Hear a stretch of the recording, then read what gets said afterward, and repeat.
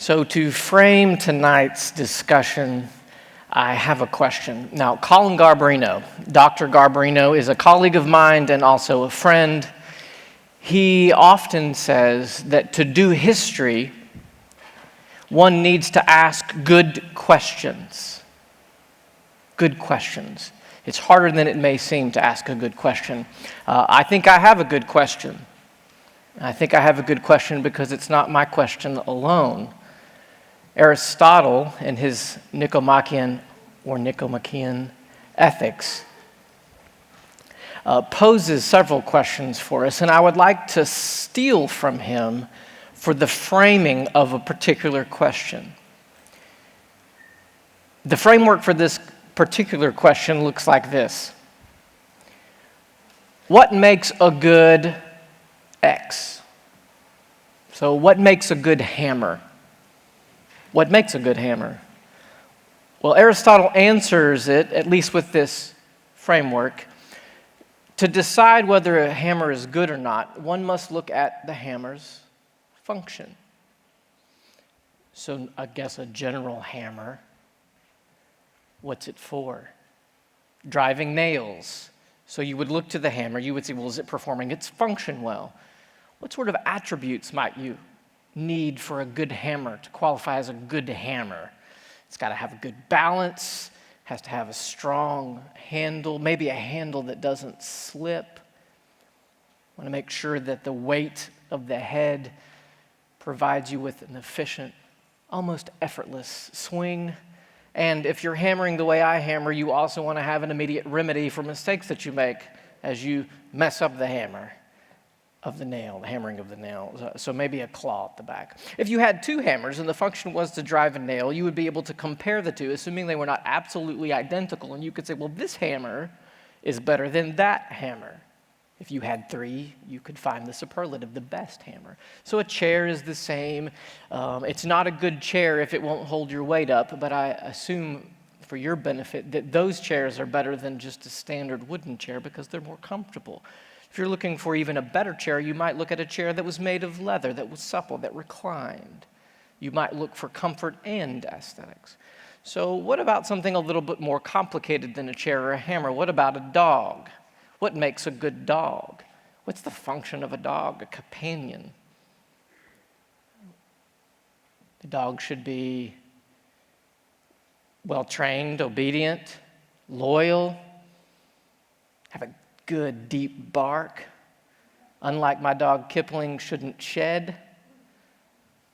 You should get a Labrador Retriever. You just should. They're fantastic dogs, but they shed like crazy. Aristotle moves on as he contemplates the function and the goodness of things. So what makes a good man, a good husband? Well-trained, obedient, loyal. Makes a good wife. Those kinds of attributes, we can think about them. Aristotle goes one step further, and he asks this central question. What makes a good human? What makes a good human? I would actually like to step back and use his framework to posit the question for tonight. What makes a good politician? I'm sure there's some jokes. Politician jokes and lawyer jokes are similar. You could substitute one for the other. What do you call 500 lawyers at the bottom of the ocean? A good start. What do you call 15 politicians who are buried in concrete up to their neck? Not enough concrete. Those were planned jokes. I'm not entirely sure you got them.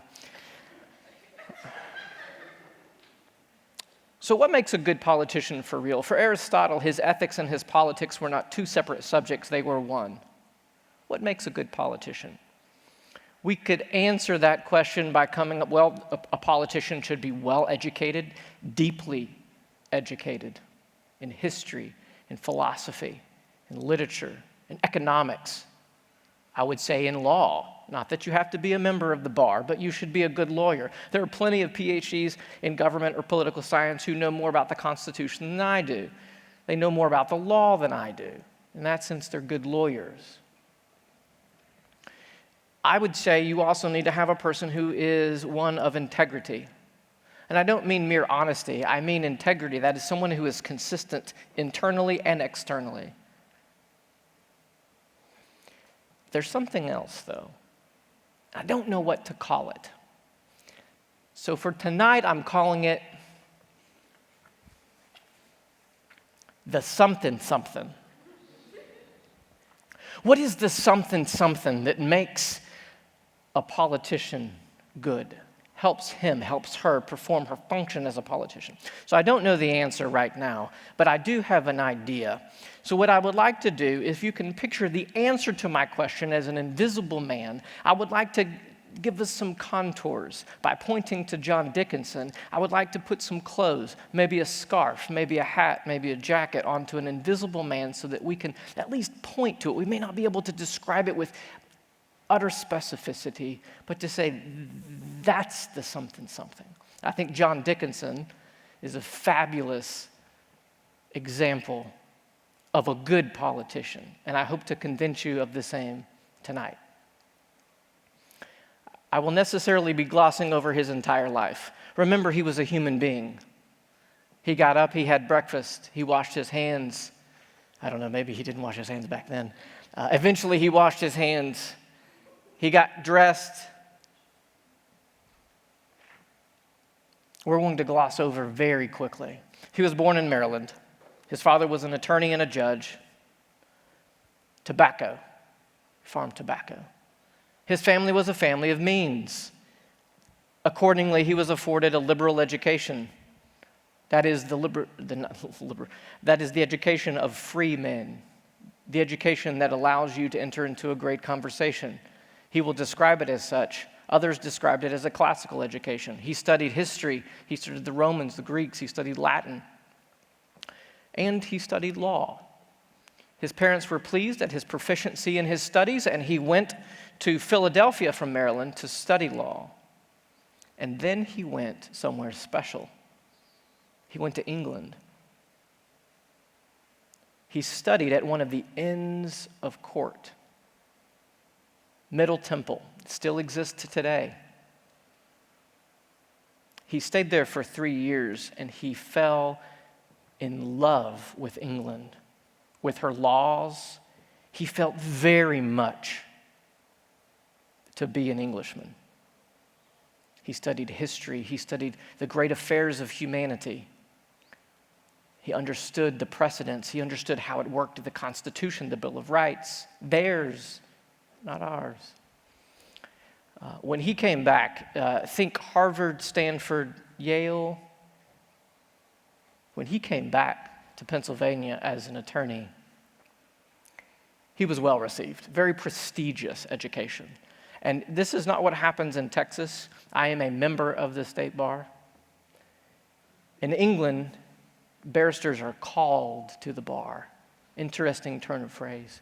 So he comes back and he's decidedly successful. He writes letters home. He's successful. He's good at being a lawyer. 1957, you may not remember that because you weren't born. 1965, you may not know what that year signifies. I can tell you the Ford Mustang came out then.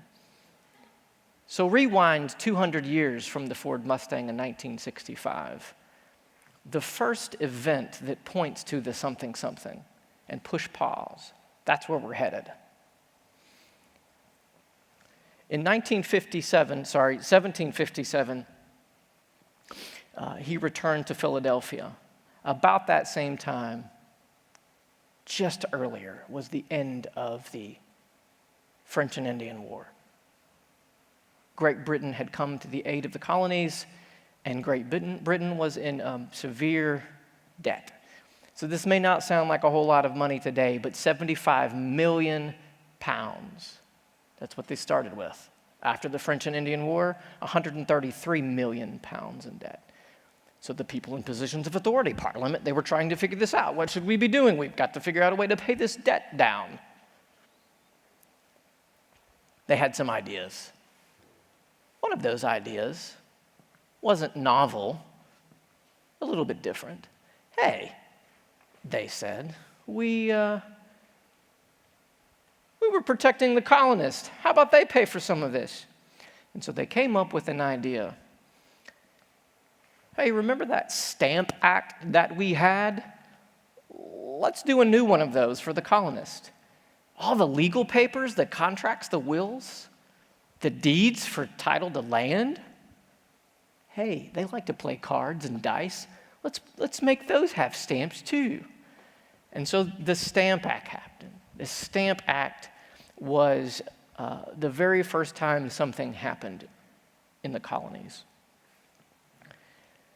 The idea was to raise £60,000 towards £200,000 to provide money specifically earmarked for the troops that were sitting in the colonies to make sure things went well.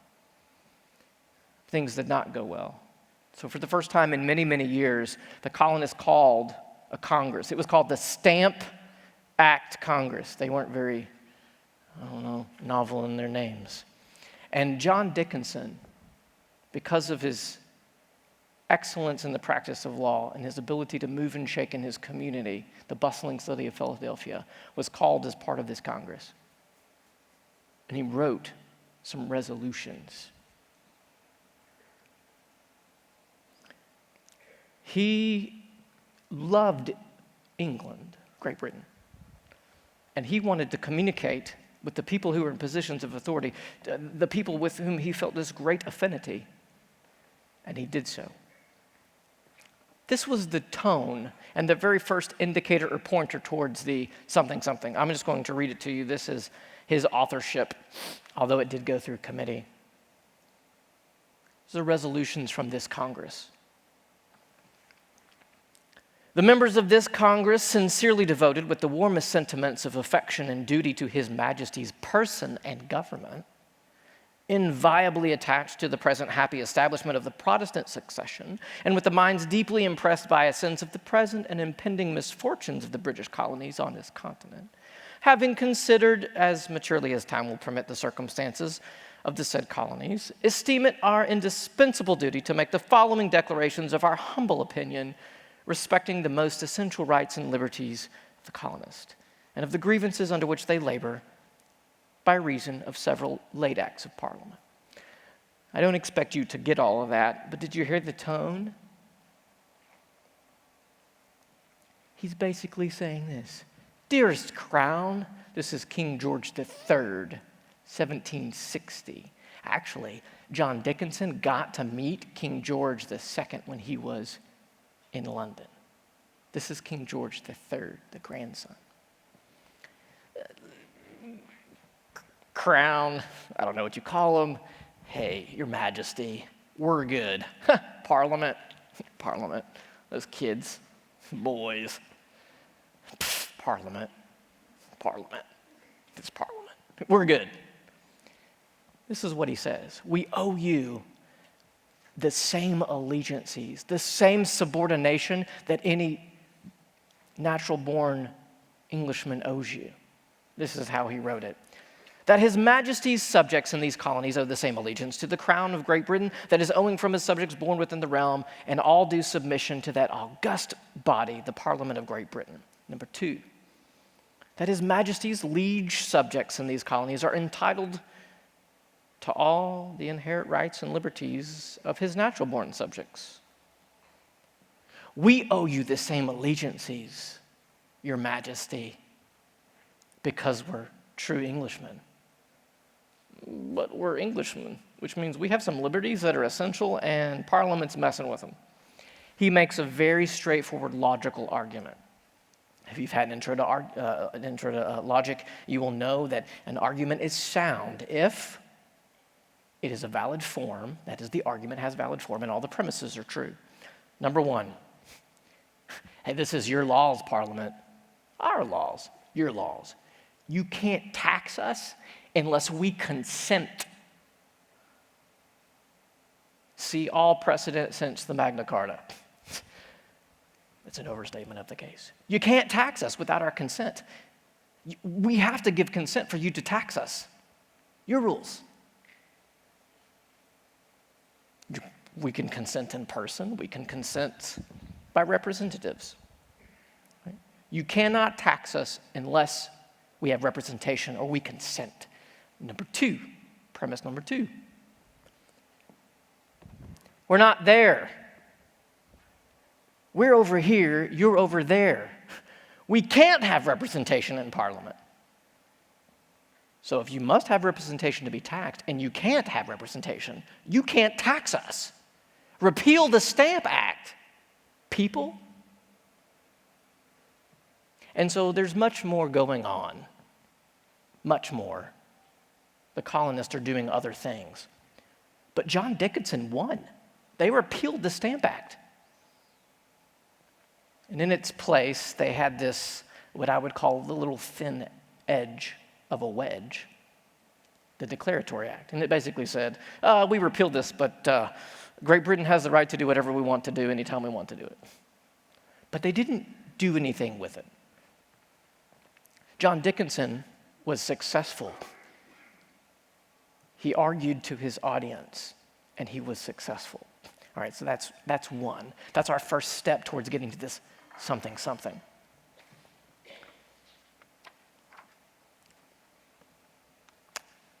That was 1965. I keep saying 19. That's when the Mustang came out, 1765. At least you won't forget it, right? 200 years I can add. In 1767, 2 years later, Parliament tried again. You don't like these duties? You don't like to buy a stamp? Fine. How about we have some import duties? This is where the legal minds of the age came up with a really good way to do something. Hey, you need paper, you need glass, you need lead, you need paint, you need tea. How about this? We're just going to have some import duties. No big deal. It's a consumer tax, right? You don't want to pay the tax, don't buy the stuff. Although that backfired to some degree. The Townsend Act, as it was known, was supposed to cover the salaries of the governors and other administrators who were sitting here in the colonies. What was happening, as Ecclesiastes says, money is the answer for everything. What was happening is the governors were given directives, but they were a little slow to engage these directives because typically they were against the colonists, and the colonists were the one who were paying their salary. So Townsend says, I got an idea. How about we untether them? We disentangle them from the colonists, and we pay them directly their salary, and then they could become a little bit more quick to act. No big deal. They weren't huge taxes. They were import taxes. A little here, a little there. And this is where John Dickinson becomes a master at communication. He writes again, but not as a member of a Congress in a formal resolution. In fact, he writes letters, about a dozen of them. He writes these letters not to Parliament, but to his countrymen. So this is actually his words. It's an introductory paragraph. Nobody knows who he is. And don't worry, it's only one sentence. Although when I'm done reading, you're like, that's a long sentence. It's kind of long. My dear countrymen, I am a farmer, settled after a variety of fortunes, near the banks of the river Delaware in the province of Pennsylvania. I received a liberal education and have been engaged in the busy scenes of life, but am now convinced that a man may be as happy without bustle as with it. My farm is small, my servants are few and good, I have a little money at interest, I wish for no more. My employment in my own affairs is easy, and with a contented, grateful mind, undisturbed by worldly hopes or fears relating to myself, I am completing the number of days allotted to me by divine goodness. Being generally master of my time, I spend a good deal of it in a library, which I think the most valuable part of my small estate. In being acquainted with 2 or 3 gentlemen of abilities and learning who honor me with their friendship, I have acquired, I believe, a greater knowledge in history and the laws and constitution of my country than is generally attained by men of my class, many of them not being so fortunate as I have been in the opportunities of getting information. From my infancy, I was taught to love humanity and liberty. That's the opening paragraph, the introduction, where he introduces himself to everybody in the colonies. Everybody. So he's very astute. And in the first letter, which I actually like, but I'm not going to read anymore for you today, he's arguing that there's this complicated set of rules that are applying. But if you remove parts and you look in, it's just a tax. There's been no consent. And he says, this is just like the Stamp Act. In fact, it's worse. But he doesn't write this to Parliament. He writes it to help his fellow countrymen understand what's really going on. In the second letter, he starts off this way. My dear countrymen, here's another late act of Parliament which appears to me to be unconstitutional and as destructive to the liberty of these colonies as that mentioned in my last letter. That is, the act for granting duties, import taxes, on paper, glass, etc. The Parliament unquestionably possesses a legal authority to regulate the trade of Great Britain and her colonies. Such authority is essential. And he basically says, if you don't agree with that, don't talk to me, because your understanding of justice is very narrow. So he immediately grants propositions that he should. Certainly Great Britain can regulate trade. That's fine. But this is not that. This is a tax. It's a tax. You're taking away our property without our consent. And he argues at the end, you're making us slaves, in his own words. In the first letter, he says, I understand history and laws and the Constitution in ways that most people in my station don't. Isn't that great? Here he says, I have looked over every statute relating to these colonies from their first settlement to this time, and I found every one of them founded on this principle, till the Stamp Act. All before are calculated to regulate trade and preserve or promote, mutually beneficial, of course, between the several constituent parts of the empire. Never did British Parliament, till the period above mentioned, think of imposing duties in America, in all caps if you're tweeting, for the purpose of raising revenue. The sole purpose.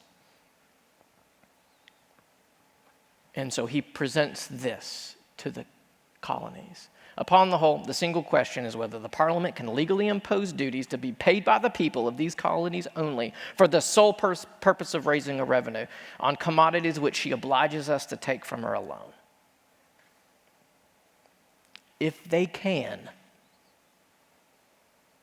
our boasted liberty is but vox ex praeterea nihil, a sound and nothing else.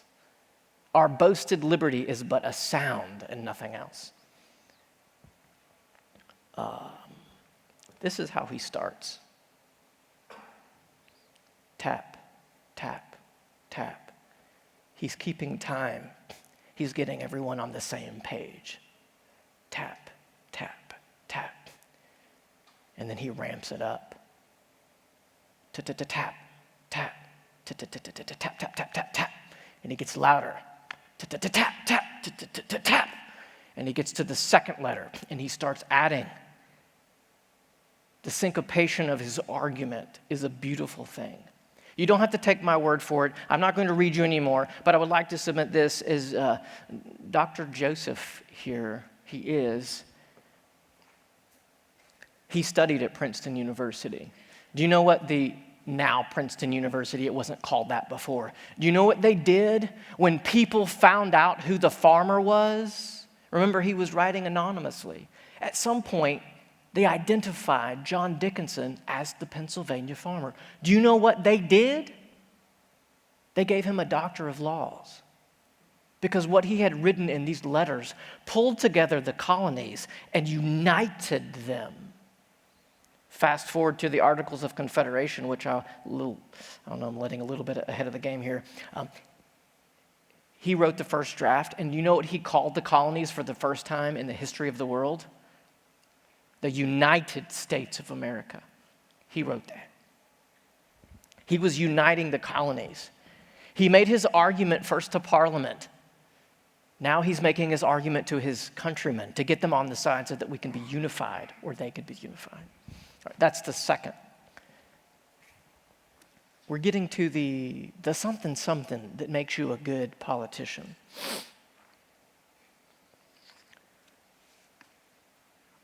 There were some other things happening. If you've studied, you know that people were boycotting British goods. There was some other pressure pushing on Parliament. But the Townsend Act, these letters from a Pennsylvania farmer, they were successful. They repealed the Townsend Act. They left one little part of the act. They left one little part. Some of you are pre-law. You will probably go to law school and your very first semester take property law. One of the things you will learn about is the bundle of sticks. You can give real property as a fee simple absolute, or you can give less than that. There's all sorts of ways to cut it up. It's amazing. I'm not going to go there right now. I would like to. But you can give everything, all the bundle of sticks, and reserve one or two. It could be a big one like a life estate, or it could be a tiny one like an easement. Parliament took a tiny one and said, we're going to keep the little tax on tea. Well, it appeased most of the colonies for a while, but there was this underlying little press, like a thorn in your boot. It was pressing. It was becoming obnoxious, but not quite so much that they wanted to do something about it. They found a way around it. They stopped buying tea. Right? It's a consumer tax. You only have to pay it if you consume. They started getting contraband tea from the Dutch. It's great, right? A couple of years later, and now we're getting to a point where you probably all have covered this at some point in your education. In I said 17 instead of 1973, Parliament enacted the Tea Act. There's a pun coming. The East India Company, it was a trading company, and they were underwater. That's the pun later. The Boston. Okay, it's okay. It'll be funny in a minute when you get it. You'll be like, that was kind of funny. So the East India Company was underwater. They needed to figure something out. So government got involved. That always goes well. They said, we're geniuses. We know what to do. Forget these middlemen. We'll use the East India Company, the trading company. They will come to the American ports and they will sell directly. And it will be so cheap that they won't care that it's being taxed because it's cheaper than the Dutch stuff. Oh, except for this is the only way you're going to be allowed to get tea. Monopoly. It's a board game. You don't know what a board game is. I'm not going to explain it. It has to do with cassette tapes and CDs. Same era. So the colonists didn't take kindly to it. And you know what happened, right? December 16th, 1773, the Boston Tea Party.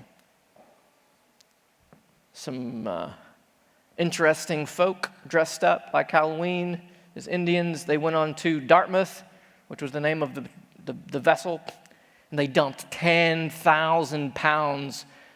That's pounds sterling, not weight. Unless it was exactly the same, and that would be really ironic. 10,000 pounds worth of tea into the water. See, that's why they were underwater. See, that was the pun. Okay. Thank you. So after that, Parliament got ticked off. You know about the coercive acts. The colonists called them the intolerable acts, and we're ready for the final stage where we can see the something. So in 1765, he writes to Parliament, with simple, straightforward, logical reasoning based on the law. That's the law, here's the logic, QED. They get tricky. He says, I need to convince my countrymen that this is tricky because not everyone is going to get this, and this is huge. Again, think of a wedge. This is thin, it's tiny, no one sees it, no one cares, but it's the thin edge of a wedge. It's going to separate us from our liberty and turn us into slaves. He writes a dozen of these letters. They're so beautiful, they're so eloquent, they're so convincing, well-reasoned, and unifying that he gets a Doctor of Laws. So the course of acts in 1774, we're getting close to 1776, and don't worry, we're stopping in 1776. So the course of acts, two things that are important. They annulled the Massachusetts Charter of 1691. They shut it down. Yeah, you can't meet. Sorry, you can't meet. You're criminals now. That you can't meet. No legislative. You just can't do it. And they closed the port. You like Boston Harbor? Oh, you do? Well, then you can pay for the 10,000 pounds. And until you do, those are our naval vessels. And if you try to do anything, we will shoot you and blow you up with our cannons. Or you can pay us our $10,000 and set and make the East India Company right.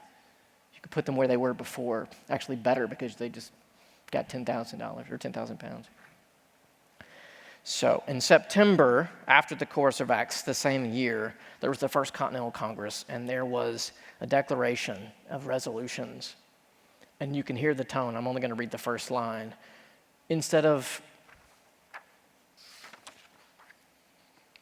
the members of this Congress, sincerely devoted and with the warmest sentiments, whereas.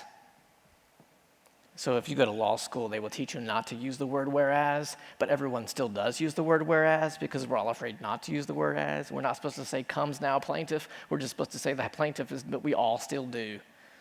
Tradition. Whereas since the close of the last war, the British Parliament claiming, instead of actually having, a power of right to bind the people of America by statute in all cases whatsoever. They just start off. He just goes right for them. It's not successful. He finishes it up with this kind of language. To these grievous acts and measures Americans cannot submit, but in hopes that their fellow subjects in Great Britain will, on a revision of them, restore us to that state in which both countries found happiness and prosperity. This is not going to fly. Unfortunately, this was not well received. It just made everyone mad. Dickinson was called on a few more times, ending up in the last one that I'm concerned with. There was a declaration before the Declaration of Independence. The declaration of the causes and necessity of taking up arms. You're for real? That's your response? Our cause is just. Our union is perfect. Our internal resources are great. And if necessary, foreign assistance is undoubtedly attainable. You really want to mess with us? We gratefully acknowledge as signal instances of the divine favor toward us, and that his providence would not permit us to be called into this severe controversy until we were grown up to our present strength. We have God on our side. You sure you want to mess with us? Our present strength had been previously exercised in warlike operations and possessed of the means of defending ourselves. With hearts fortified with these animating reflections, we most solemnly, before God, before the world, declare that exerting the utmost energy of those powers which our beneficent Creator hath graciously bestowed upon us, the arms we have been compelled by our enemies to assume, we will, in defiance of every hazard, with unabating firmness and perseverance, employ for the preservation of our liberties, being with one mind resolved to die free men rather than slaves. Also not well received. Then the something. So Dickinson has been the author, maybe architect, where it goes to committee and multiple people have a say over what is written. Directly authored the letters. He's been using his words that are steeped in tradition. The word precedent for him is a beautiful thing. He doesn't want to be an original thinker. He wants to ground everything in history and the historical precedent and the rights that Englishmen have because of the Constitution, also guaranteed because they are essential rights before God. So,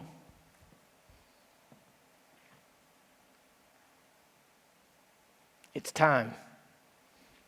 I haven't mentioned all the other famous people that you know about: John Adams, Thomas Paine, Thomas Jefferson. But there's a Continental Congress. They meet. John Dickinson is there. He's representing Pennsylvania. And he pleads with the members not to declare independence. After all this mess, he's stirring the pot. He's getting everyone on the same page. He says, it's not time yet. We need to make sure the French are here. They need to be involved. They should have a say in this. We actually need to look like a government, a state. We're a bunch of loosely affiliated people here. Let's get our own business in order. And when we show up, we need to show up in force, overwhelming. You can't stop us, force. We are not there yet. Can we please just wait? Just give it a little bit more time. Here's what we need to do. This is what I would suggest. And he was eloquent. And this is actually what John Adams said of him. This is John Adams, a letter that he wrote. He, talking about John Dickinson, he had prepared himself apparently with great labor and ardent zeal in a speech of great length and with all his eloquence. He conducted the debate with equal politeness and candor and was answered in the same spirit. But he lost. He did not convince his audience this time. He convinced his audience, which was Parliament. He convinced his audience, which was everybody in the colonies. Slight overstatement. This time he was unable to convince his own colleagues. But this is that something. It's coming. There were 4 in Pennsylvania. He was among them, who were essentially dissenters. They voted no for Pennsylvania. And there were 3 that said yes. So Pennsylvania's vote, because of our internal Pennsylvania vote, was a no. That was on July 1st, 1776. He was a lawyer. He could read the faces of the jury. He knew the way the court was going to rule. He went home. And the next day on July 2nd, he and another man who were dissenters didn't show up. So the 4 against and the 3 pro became 2 against and 3 pro, which means Pennsylvania voted to declare independence. He lost. But he didn't go home and whine about it. So this is the thing I want to leave you with that makes me want to be like John Dickinson. He was a zealous advocate for his position. He did not think things were going well. But when he had said his piece, he stepped back. He let the majority make the decision.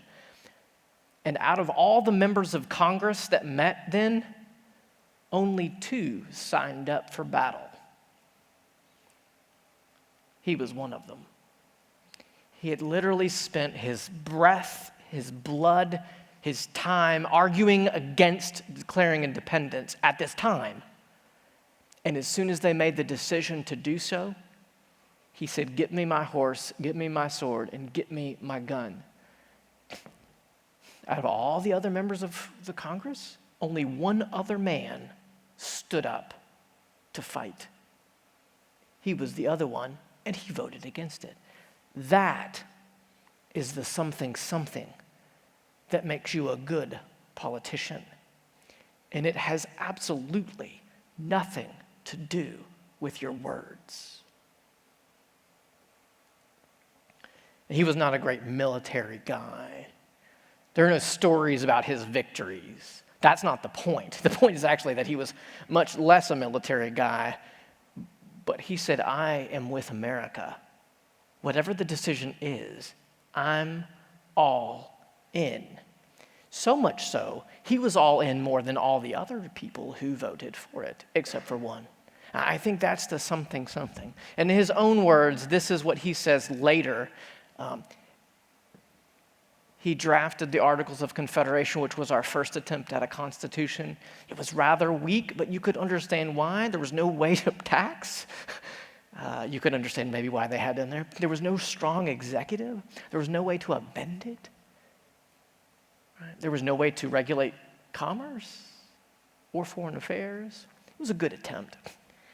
But he came back, and he helped write, although arguing, and signed his name to the United States Constitution.